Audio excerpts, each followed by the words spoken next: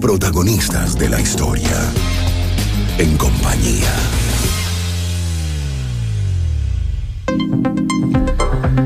Dos y 44 minutos de la tarde, seguimos en compañía por la señal de Éxitos 93.1, sonidos en primera fila. A ver, hay un hecho, un acontecimiento que fue uno de los más importantes del siglo XX, y fue la llegada del hombre a la Luna. Esto ocurrió en 1969. Luego de despegar el 16 de julio, la nave Apolo 11 lo hizo desde el Centro Espacial Kennedy en Florida. Llevaba a bordo a los astronautas Neil Armstrong, del cual se está haciendo una película biográfica, Edwin Aldrin y Michael Collins. El día 21 de julio, en la madrugada, pues el mundo vio cómo Neil Armstrong pisó la Luna. Hay muchas teorías que hablan de, valga la redundancia, teorías conspirativas de que esto nunca ocurrió. Incluso hay una que suena bastante descabellada para muchos, y es que el director de cine Stanley Kubrick había dirigido todo un montaje para hacer creer a la gente que el hombre finalmente había llegado a la Luna. Para hablar acerca de cómo rebatir estas teorías, hay un escritor de astronomía español que se llama Alex Rivero, autor de la saga de ciencia ficción Ecos de un futuro distante y creador del blog Astro Bitácora, a quien tenemos a través de Skype. Alex, ¿cómo estás? Buenas tardes. Hola, buenas tardes. ¿Qué tal? ¿Cómo te va? Bien. Pasando un poco de calor aquí en España, pero bueno, es lo que tiene el verano. Es lo que tiene el verano, exactamente. Cuéntanos un poco, primero que nada, sobre el blog Astro Bitácora. ¿Qué temas tocas allí? ¿Cuánto tiempo tiene? Pues Astro Bitácora nació en 2015. Es principalmente, está dedicado exclusivamente a astronomía, pero dentro de lo que es astronomía, principalmente a astrobiología, es decir, a la posibilidad de que haya vida en otros lugares más allá del sistema solar y de la Galaxia, y luego también a lo que es pues todas las noticias que tenemos constantemente a lo largo del año de lanzamientos de telescopios, noticias de astrofísica, el descubrimiento de asuntos gravitacionales, por ejemplo. Siempre hay todo lo que es astronomía en general, con especial atención a astrobiología, pero sin olvidarnos de las noticias que hay constantemente, que no dejan de ser grandes descubrimientos. Así es. Alex, cuéntanos, dentro de Astro Bitácora has escrito este trabajo que se llama La llegada del hombre a la Luna, en donde de cierta manera vas punto por punto sobre esas teorías que buscan rebatir que el hombre finalmente habría llegado a la Luna en 1969. ¿Qué te inspiró, en primer lugar, a investigar y a trabajar sobre esto? Bueno, pues básicamente porque la llegada del hombre a la Luna desde el punto de vista tecnológico es la mayor hazaña que ha conseguido el ser humano, incluso a día de hoy, a pesar de que tenemos la Estación Espacial Internacional a 400 kilómetros de altura, y porque parece que con el paso de las décadas se nos ha olvidado lo que supuso realmente desde el punto de vista humano y tecnológico. Los astronautas que fueron a la Luna, que no fueron solo Neil Armstrong, Buzz Aldrin y Michael Collins, se jugaban la vida.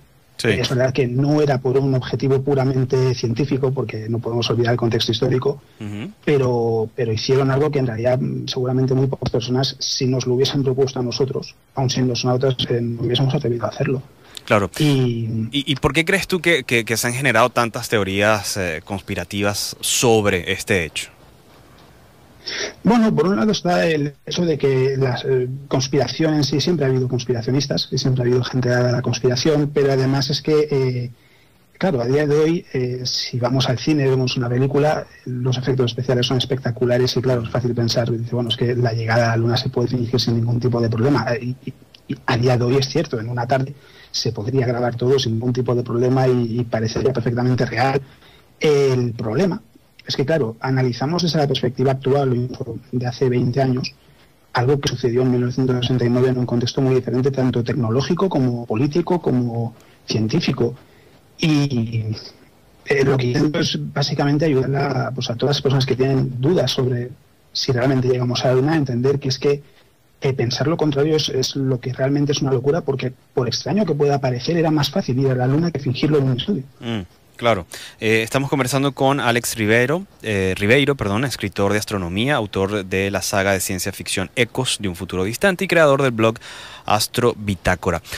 Alex, sí me gustaría, porque dentro del trabajo, pues tú de cierta forma abordas cada uno de los puntos que se han manejado como pruebas de que la llegada del hombre a la Luna fue pues una puesta en escena.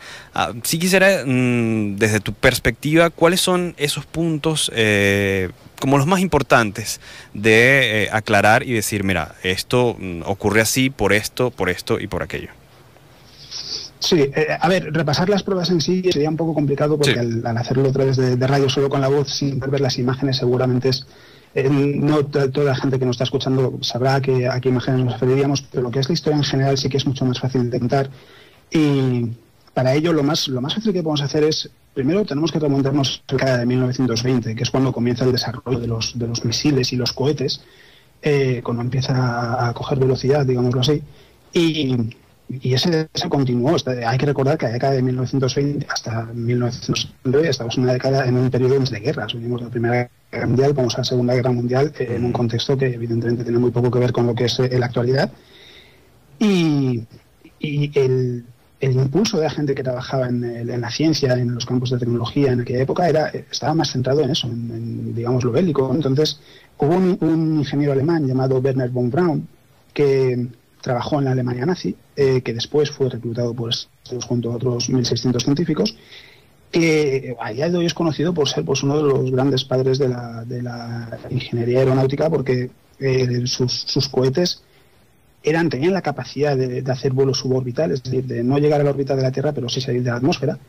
Y en realidad de ahí lo que le movía era el conseguir hacer cohetes que llegasen cada vez más lejos. No le interesaba la guerra. Sí. La forma que tenía de vender sus diseños era a través de la guerra, ¿no? O sea, la gente que pagaba por esos diseños lo que quería era bombas más potentes y cohetes más potentes. Entonces, von Braun, en realidad, cuando termina la guerra, estaba en Estados Unidos, él tiene un cohete que se llama V2, que se convirtió en la base del Saturno V. Saturno V fue el cohete que se utilizó para mandar las misiones a Apolo a la Luna. Y ese cohete al final es el resultado del desarrollo de casi 40 años de tecnología militar y tecnología, de todo ese tipo de tecnología. Entonces, eso por un lado. Al mismo tiempo, la televisión, que hoy en día es omnipotente, ¿no? Y parece que puede hacer casi cualquier cosa, en la década de los 60 estaba todavía intentando mostrarse en color y tener un tamaño de imagen mayor. Entonces, estaba mucho más atrasada en relación al desarrollo de los cohetes. Y los medios en los que se disponían en aquella época eran muy limitados. Por ejemplo, las repeticiones deportivas se grababan en un disco magnético que solo tenía la capacidad de grabar a 30 imágenes por segundo, 30 segundos, y se podían mostrar 10 imágenes por segundo, es decir, 3 veces más lento, con una duración de 1 minuto y medio. Entonces, mucha gente, cuando plantea lo de Kubrick, claro, lo que dicen es, bueno, que esto grabó en un estudio y luego se mostró a cámara lenta, porque claro, si fuese a velocidad real, el movimiento de los astronautas no puede tener lugar en la Tierra. Sí. ¿Cuál es el problema? Que ese disco, como digo, la capacidad máxima de grabación que tenía era 1 minuto y medio. Hoy en día lo que vemos en los documentales son clips, son pequeños vídeos de los mejores momentos de la llegada del hombre a la Luna. La emisión original en 1969 duró 146 minutos. Imagínate. O sea, más de 2 horas. Y fue una señal continua. Hubieron 600 millones de personas. Entonces, evidentemente, fingir 2 horas, más de 2 horas de contenido constantemente con la tecnología que había en aquella época no era posible, porque, como digo, estos discos magnéticos, además que llegaban alrededor de 1 minuto y medio, la otra opción hubiese sido utilizar el film de película, el que se utilizaba pues, por ejemplo, para 2000.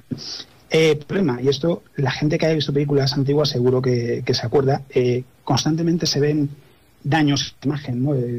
Ellas que aparecen en algún sitio, la imagen que se deteriora. Si hubiese sido grabado en un estudio, en algún momento de todo ese film que habría que hacer para una emisión de 2 horas, tendría que haber habido notas de polvo, arañazos, tenía que haber algo, porque es que pasaban por muchas personas los films, tenían un trabajo muy, muy laborioso, entonces era casi imposible que llegas a la televisión sin ningún tipo de daño, ¿no? Y de repente lo que se plantea es, no, Kubrick no solo lo hizo, sino que además no hubo ningún problema en más de 2 horas de supuesto metraje. Entonces, parece eso, ¿no? Lo que decía al principio, que se nos olvida que la tecnología, especialmente televisión, hoy en día sí, y en los años 60 era un gran logro para la época, pero era muy limitada. Así es. Y sin embargo, era mucho más fácil ir a la Luna. Claro. Alex, de verdad que ha sido un placer poder conversar contigo y pues escuchar todos tus argumentos, con base obviamente en cosas históricas, cosas tecnológicas. La gente que quiera saber un poco más acerca de tu trabajo como escritor de astronomía, ¿cómo puede hacer? Pues puedes seguir en Twitter, en @alex_ribeiro, Ribeiro escrito con V, y también en astrobitacora.com, y ahí es donde suelo pues, todo tipo de contenidos. Tengo también un vídeo que he preparado que lo publicaré mañana o el domingo, precisamente sobre la llegada del hombre a la Luna, en la que lo que hago es analizar, explicar un poco más desde el punto de vista tecnológico, pues todo lo que supuso el desarrollo. Hablo de Ernest von Braun, hablo de todo lo que sucedió en aquella época, porque también hay que decirlo, no lo hemos mencionado, que no solo se fue una vez a la Luna, se fue en 6 ocasiones. Fueron las misiones 11, 12, 14, 15, 16 y 17. Claro, muchas veces conocemos que Kubrick hizo esto. Si lo hizo en el 69, tuvo que hacerlo con todas las demás. Y la emisión del 69 fue a 10 imágenes por segundo. Las emisiones restantes fueron a 30 imágenes por segundo. Estamos hablando del triple de metraje, del triple de dificultades, etcétera. Eso también es algo que hay que tener en cuenta. Así es. Alex, de verdad agradecido nuevamente y te deseamos que tengas una feliz noche ya por allá en España. Yo aprovecho y os deseo que tengáis una buena tarde, que ya es la hora de comer por allí, me imagino. Sí. Y nada, espero que a vosotros y a todos los escuchando os vaya bien hoy y el fin de semana. Así es, Alex, muchas gracias, que estés bien. Era Alex Ribeiro, escritor de astronomía, autor de la saga de ciencia ficción Ecos de un futuro distante, creador del blog Astrobitácora, conversando acerca de la llegada del hombre a la Luna, un poco pues tratando de argumentar sobre esas teorías conspirativas que hablan de que esto no ocurrió, de que fue un montaje, que incluso uno de los directores más famosos de todos los tiempos, Stanley Kubrick, estuvo involucrado en lo que habría sido este montaje. Hoy, precisamente 20, pues, cuando alunizó el hombre en la Luna, el día 21 en la madrugada, pues se dieron los primeros pasos sobre la Luna.